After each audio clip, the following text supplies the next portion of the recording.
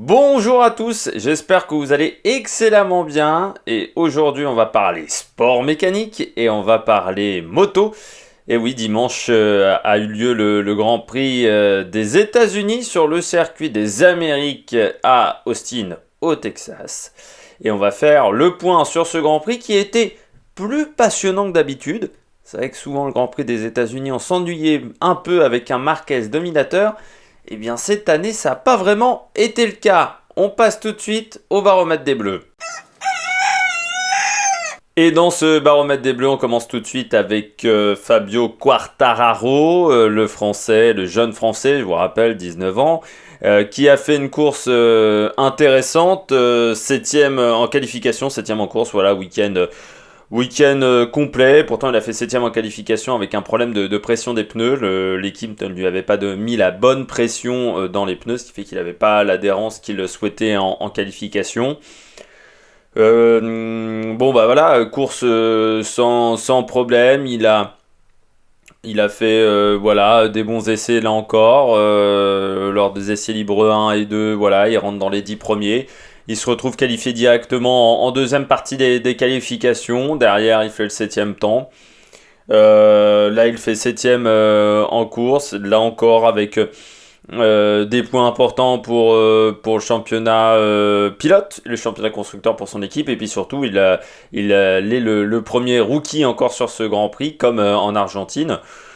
Après, c'est un circuit qui lui a toujours réussi. C'est là où il avait fait son premier podium en championnat du monde en Moto 3 lors de sa première saison.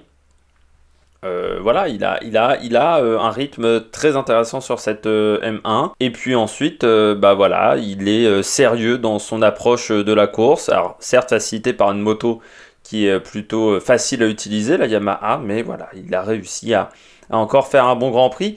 Par contre, se méfier parce que certes, il est juste derrière Morbidelli en qualification. Il y a 10 millièmes entre les deux, donc c'est vraiment la même chose. Par contre, en course, son rythme était un peu moins bon que le rythme de Morbidelli, même si Morbidelli a fait une excellente course. Il finit 5ème.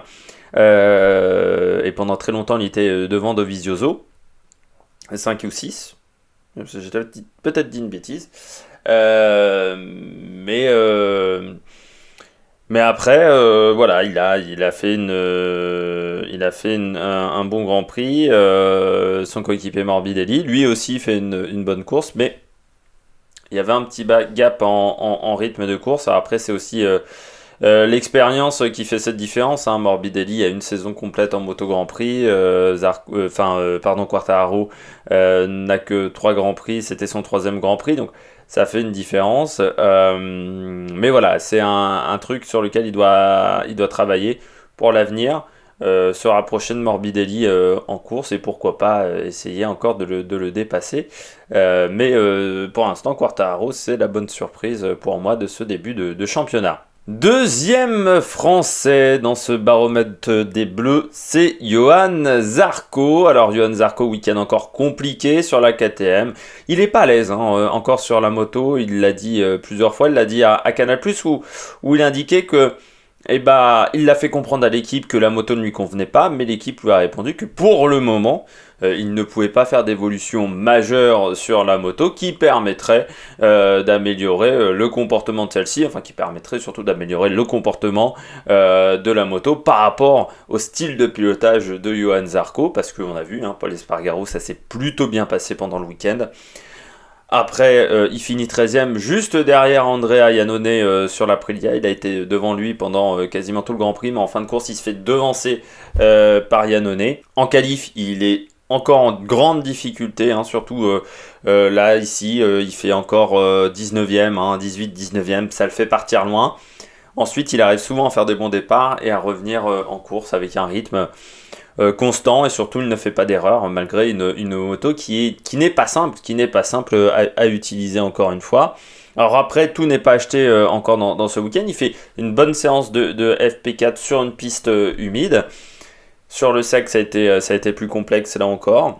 Après, Johan, il est en difficulté parce que dans son team, il se retrouve quand même à 15 secondes en course de Pol Espargaro, qui Paul Espargaro a fait un bon Grand Prix et surtout des énormes qualifications où il était cinquième en qualification, Paul. Après en course, ça a été un peu plus compliqué pour lui.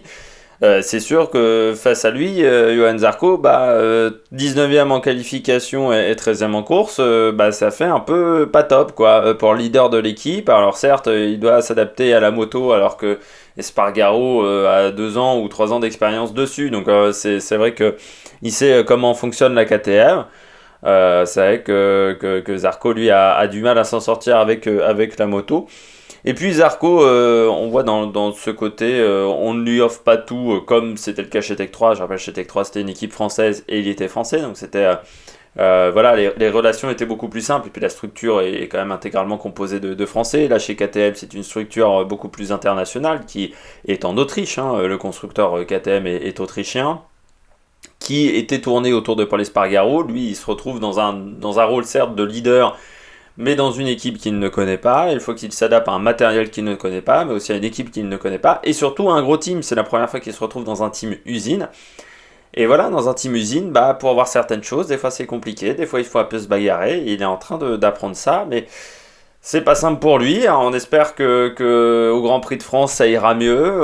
On espère aussi que à partir de la mi-saison, par exemple en Autriche, ça ira beaucoup mieux pour Zarco. Mais pour le moment, il est en difficulté sur la moto et également face à son coéquipier Paul Espargaro. Tout de suite, on passe au top pilote et on commence avec le vainqueur de ce Grand Prix, Alex Rins, l'Espagnol. Première victoire en moto Grand Prix pour lui. Il a fait une très très bonne course. Déjà, il partait de la deuxième ligne et il a réussi à avoir un très très bon rythme de course, hein. Il avait un meilleur rythme de course qu'en qualification. Ensuite, il arrive à dépasser Jack Miller, l'Australien, de manière assez intelligente. Et puis, il se retrouve à 1 seconde 5 de Rossi. Il était assez loin de Marquez, mais Marquez chute. Rossi diminue un petit peu son rythme, parce que je pense qu'il avait un peu trop tapé dans les pneus. Rins se rapproche avec une moto qui est de qualité, et puis il arrive à dépasser Rossi à 4 tours de l'arrivée, en étant intelligent, ne prenant pas trop de risques, et puis ensuite il a réussi à s'échapper, et malgré le fait que Rossi soit revenu en fin de course, ça n'a pas suffi. Donc Rins, première victoire, gros début de saison d'Alex Rins aussi, il faut le dire. La Suzuki, il arrive à la piloter parfaitement bien, il arrive à bien la faire fonctionner. C'est une moto qui a l'air d'être au niveau cycle cette année, au niveau partie cycle, très très très réussi. Après, ils ont des soucis niveau moteur, ils rendent des chevaux, mais encore une fois, malgré le fait qu'à Austin, il y a une énorme ligne droite, ça ne les a pas gênés au niveau de la puissance. Son problème à Alex Rins pour la suite de la saison, c'est qu'il a un équipier, Johan Mir, qui est déjà débutant en moto Grand Prix, et surtout qui a un énorme souci. Johan Mir, il fait beaucoup d'erreurs depuis le début de saison. Il n'est pas vraiment dans le rythme parce qu'il est à part à Bahreïn, pas à Bahreïn, à Losail, où il était performant. Depuis, il a un peu plus de mal, Johan Mir. Là, il se tape en plus une pénalité, ce qui fait que ça l'envoie très très loin au classement. Mais il n'avait pas un très très bon rythme. Après, Suzuki, ils ont une équipe de développement très performante, avec par exemple Sylvain Gattoli qui fait un énorme travail. Donc même s'ils ont un deuxième pilote qui est un peu en dessous cette année, Mir aura quand même l'intérêt d'avoir un Sylvain Gattoli qui apportera toute son expérience en termes de pilotage. Et surtout en termes de modification et de développement de la moto. Après, c'est aussi un pilote qui a maintenant de l'expérience en moto Grand Prix malgré son jeune âge. Je rappelle qu'il n'a que 23 ans. Mais voilà, très très très bonne course. Alors après, très bonne course pour lui sur ce circuit. C'est un pilote qui aime bien les États-Unis et qui aime bien le circuit des Amériques. Il avait remporté une victoire en Moto 3 et une victoire en Moto 2. Il a également 2 autres victoires aux États-Unis en Moto Grand Prix quand on allait du côté d'Indianapolis, où il a également une victoire en Moto 3 et en Moto 2. Donc c'est là où, quand je disais qu'il aimait bien les États-Unis, c'est vraiment le cas. Donc ça veut dire qu'il aime ces pistes bosselées, parce que c'est vrai qu'Austin, c'était même à la limite du dangereux à certains endroits. C'est une piste qui est extrêmement bosselée, comme l'était Indianapolis, qui était pas dans un très très bon état quand on y allait en Moto Grand Prix. Donc voilà, c'est des pistes qui sont qui conviennent à son pilotage. On verra s'il a progressé en Catalogne, mais également au Grand Prix de France ou au Mugello cet été, voilà, pour voir s'il arrive à continuer dans le bon sens et si Suzuki arrive à faire un développement aussi important que ce que peut faire Yamaha ou Honda pendant la saison, même Ducati. Deuxième pilote au top, c'est Valentino Rossi, l'Italien, le docteur. Et oui, à 40 ans, il a fini sur le podium. Il a failli devenir le 4e vainqueur le plus âgé d'un Grand Prix. La fin de course n'a pas été excellente pour Rossi, mais il prend la 2e place, là encore sur le podium pour cette course. Valentino, depuis le début de saison, il est fiable, il est constant, c'est lui qui mène la baraque chez Yamaha, alors que normalement, je rappelle, c'est pas vraiment le pilote numéro 1 dans l'équipe. On comptait plus sur Vignales pour jouer le championnat du monde, mais je pense que c'est déjà mal embarqué. Surtout, il a été enfin performant à Austin, qui n'était pas forcément un circuit qui lui convenait énormément. Donc voilà, il a enfin trouvé la clé sur cette piste. Dommage la fin de course pour Valentino Rossi. À 4 tours de l'arrivée, donc voilà, il se fait dépasser par Alex Rins parce qu'il a diminué un petit peu son rythme. Ça a peut-être été une erreur de sa part à Valentino Rossi sur les premiers tours d'avoir voulu suivre à tout prix Marc Marquez alors qu'ils avaient un rythme très différent en qualification. Marc Marquez était vraiment au-dessus pendant tout le week-end. Donc il a essayé de le suivre, il a peut-être un peu trop tapé dans les pneus, ce qui fait qu'il a dû les faire refroidir. Malgré le fait qu'il ne faisait pas très chaud, Austin, il faisait à peine 36 degrés, c'était la température piste, et 20 degrés dans l'air, donc ce qui n'était pas exceptionnel. Et puis Rossi, en fin de course, il a eu du mal. À partir du moment où il s'est fait dépasser par Alex Rins, il a tenté de le rechercher à tout prix et il a fait beaucoup d'erreurs de pilotage. Il a freiné 2 fois trop tard.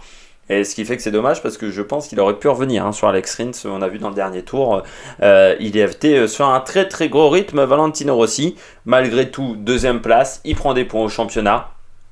Pour l'équipe, il prend des points constructeurs également pour Yamaha et il permet surtout à l'équipe de rester un petit peu la tête au-dessus de l'eau parce que Vignales, c'est pas vraiment ça depuis le début de saison. 3e pilote au top ce week-end, c'est Jack Miller, l'Australien qui a fait un excellent week-end, le pilote de chez Pramac.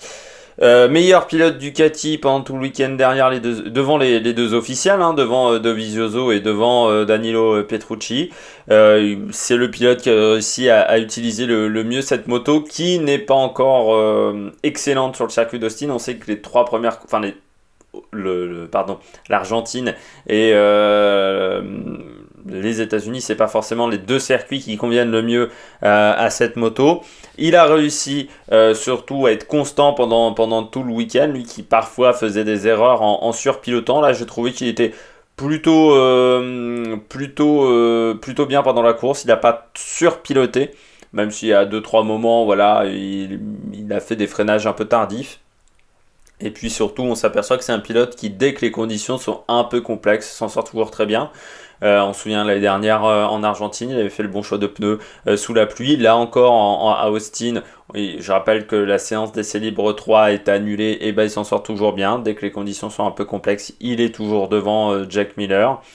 Et c'est un pilote qui prend encore de l'expérience, parce que je rappelle, c'est l'un des rares qui n'a pas fait de Moto 2. Il a fait Moto 3, Moto Grand Prix. Il n'a pas fait la catégorie intermédiaire. Et ce qui fait qu'aujourd'hui, c'est devenu un vrai pilote sur qui il faudra compter pour le titre de meilleur indépendant, ça c'est clair et net, mais surtout dans les années à venir, s'il arrive à rejoindre un gros team, pourquoi pas jouer le championnat du monde pour l'Australien. Et puis surtout, je pense que son objectif cette année, c'est de faire regretter le choix de Ducati, qui a décidé de privilégier Danilo Petrucci à Jack Miller, qui étaient, je vous rappelle, tous les deux l'année dernière chez Pramac. Ils ont décidé de prendre Danilo Petrucci pour remplacer Jorge Lorenzo et pour devenir le 2e pilote de l'équipe. Et j'ai l'impression qu'ils s'en mordent peut-être un petit peu les doigts quand ils voient les performances de Jack Miller depuis le début de saison, qui est souvent qualifié en première ligne et qui fait souvent de très très bonnes courses avec, je le rappelle, une moto qui est quasiment équivalente à la moto usine. Et maintenant on passe au bonnet d'âne et on commence avec les 2 pilotes Honda, Marc Marquez. Alors certes, Marc Marquez, le numéro 93 pendant tout le week-end, ça s'est plutôt bien passé pour Marc Marquez. Il dominait sur ce circuit qu'il affectionne tant. Il a remporté il avait remporté toutes les courses jusqu'à maintenant sur le circuit d'Austin. Malgré tout, en qualification, il a 2 secondes d'avance sur son plus proche adversaire. Pareil, en essai libre 4, il domine complètement les séances. En course, il fait un bon départ, il est plutôt performant, même si Rossi s'accroche à ses basques en début de course, il arrive à prendre de l'avance et puis il se crache vers le 10e tour. Alors qu'il avait de l'avance, mais il continuait à attaquer. Marc Marquez, peut-être qu'il en a trop fait, il a peut-être trop tapé dans les pneus. C'est une piste qui est exigeante, Austin. On peut faire des erreurs à de multiples endroits parce que c'est un circuit, premièrement, qui est bosselé, parce que c'est un circuit qui est très technique dans ses 2 premiers secteurs. Donc voilà, c'est un circuit où on peut faire de multiples erreurs du côté d'Austin. Eh bien, il en a fait une, malgré le fait qu'il avait dominé ces dernières années sur ce circuit. On se souvient de la course de l'année dernière qui n'avait pas été hyper passionnante parce qu'il avait gagné avec 15 secondes d'avance. Il était pourtant en forme, performant sur sa moto. On l'avait vu en Argentine où il avait gagné avec 10 secondes d'avance. Et bien là, ça ne l'a pas fait pour Marc Marquez qui abandonne et donc qui perd la tête du championnat, qui perd également des points importants pour la lutte pour le titre. Voilà, il se retrouve qu'à 10 points de Andrea Dovizioso, donc l'honneur est un peu sauf parce que c'est pas une catastrophe au niveau classement du championnat du monde. Malgré tout, ce n'est pas l'idéal pour le pilote espagnol, mais qui s'est déjà trouvé dans des situations bien plus complexes lors des années précédentes au niveau du classement du championnat du monde. Il y a 2 ans, par exemple, ça n'avait pas été facile pour lui. Il s'était retrouvé avec beaucoup de points de retard après le début de saison. Le deuxième pilote Honda, c'est Jorge Lorenzo. Jorge Lorenzo, week-end encore galère. Alors, il y a du mieux, mais il n'est pas encore à l'aise avec la moto. La moto est tellement faite pour Marc Marquez, qui a un pilotage tellement différent de beaucoup d'autres pilotes que c'est un petit peu compliqué de rentrer dans cette équipe. Mais il pensait que le rythme en Grand Prix allait le sauver. Et non, il a abandonné sur le problème mécanique. Il avait déjà eu un problème mécanique en qualification où sa chaîne, il y a eu un problème avec la chaîne, grosso modo, qui permet donc de distribuer de l'énergie du moteur jusqu'à la roue. Bien entendu, c'est comme sur un vélo, c'est le même principe. Et puis, pareil, là encore, en course, de nouveau un problème technique. C'est assez rare chez Honda, mais depuis le début de saison, ça fait quand même le 3e problème mécanique qu'ils ont. 2 donc pour Lorenzo sur ce Grand Prix d'Austin, mais Marquez en avait eu déjà un pendant le week-end du Grand Prix d'Argentine. Il va falloir régler ces problèmes parce qu'on n'est pas habitué chez Honda à avoir des soucis de fiabilité en moto. Je précise bien en moto, pas en F1. En F1, c'était un peu une habitude. Mais ce temps qu'il a perdu pendant les qualifications avec ces 2-3 tours qu'il a manqué, ou encore lors de la course où il n'a pas fait les 10 derniers tours, ça va lui manquer pour prendre de l'expérience sur la moto et trouver ses marques sur cette moto qui, encore une fois, est assez difficile à prendre en main. Demandez à Dani Pedrosa qui s'est cassé les dents pendant 2 ans avec les réglages de Marc Marquez. On enchaîne du côté des bonnets d'âne avec un 3e pilote, et c'est encore un pilote qui roule sur une moto Honda. C'est Karl Crutchlow, l'anglais. Eh bien, Karl Crutchlow, il avait pourtant fait un bon week-end, bon départ lors du Grand Prix, mais encore une fois, il abandonne, et il abandonne surtout au même endroit que l'année dernière, au même freinage, sur à peu près la même erreur de pilotage, et à peu près au même moment dans la course, c'est-à-dire au bout de 4-5 tours. Il essayait à ce moment-là de redépasser Valentino Rossi. Le problème de Karl Crutchlow ces dernières années, c'est le nombre de chutes. Il abandonne énormément. On sait que c'est un pilote qui est rapide en qualification. On sait que c'est un pilote qui est rapide même en course. Il a déjà remporté des grands prix. Malgré tout, il fait beaucoup trop d'erreurs, beaucoup trop de fautes. Et ce qui fait qu'il ne peut pas jouer un championnat du monde à la régulière. On se souvient que l'année dernière, il tombe en Argentine. Il se blesse pendant la fin de saison. Ça coûte des points, et c'est pour ça qu'aujourd'hui, je pense que les top teams, les teams usines, sont réticents à l'engager, Karl Crutchlow. Donc c'est un vrai problème pour Karl Crutchlow. Et puis on a vu la tête de Lucio Cecchinello. Je pense que cette année, il commence à en avoir un peu marre des chutes à répétition de Karl Crutchlow, et qu'il ne faut pas qu'il refasse ça plusieurs fois, parce que sinon... c'est peut-être sa dernière saison chez LCR à Karl Crutchlow si ça continue de cette manière, parce que j'ai l'impression que Lucio Cecchinello, il en a marre de voir son pilote faire des erreurs un peu bêtes de pilotage, où il surpilote, où il décide de freiner beaucoup trop tard. Là, c'est encore le cas, hein, il freine beaucoup trop tard, ce qui fait que la moto, il part de l'avant, mais parce que la moto ne peut pas tourner, hein, il a beaucoup trop de vitesse dans ce virage au bout de la grande ligne droite. Donc voilà, encore une fois, il va falloir qu'il trouve des solutions pour se calmer et être beaucoup plus constant pendant les week-ends de course. Dernier bonnet d'âne, c'est Maverick Viñales. C'est toujours le même problème avec Maverick Viñales, hein. Il est bon en qualification, ça on le sait, mais en course, c'est pas top. Alors là, en plus, il a fait un faux départ, ce qui lui a donné une pénalité. Alors une pénalité qui est un ride through. Un ride through qui s'appelle un passage par la voie des stands, hein, traduction française. Non, Vignales, encore une fois, malgré le fait qu'il ait en plus fait un faux départ, il a quand même perdu des places lors du départ. Alors normalement, il en perd 4 ou 5, là, il n'en a perdu que 2. Mais il se retrouve 8ème. Donc ensuite, au bout de 4-5 tours de course, la direction de course qui a eu le temps d'étudier les images annonce à Johan Mir et à lui qu'ils ont fait un faux départ, hein, qu'ils ont commis un faux départ, c'est-à-dire que la moto a franchi la ligne au niveau de leur position sur la grille avant que les 5 feux rouges ne se soient éteints. Et c'est assez flagrant pour ces deux pilotes, contrairement à Karl Crutchlow qui n'avait que simplement bougé la moto. Alors, Vignales, à ce moment-là, je ne sais pas ce qui s'est passé dans sa tête, parce que le directeur de course indique au panotage un ride through. On lui indique également sur le tableau de bord de sa moto qu'il doit faire un ride through. Donc, encore une fois, un passage par la voie des stands, où il doit traverser la voie des stands avec le limiteur enclenché, ce qui fait perdre aux alentours de 25 à 30 secondes. Alors, c'est vrai que c'est une pénalité assez lourde, parce que le gain au départ, il n'est pas de 10 secondes, hein, il est de 3 à 4 dixièmes, peut-être grand maximum, et peut-être d'une ou deux places sur la phase de départ, mais c'est le règlement qui est comme ça.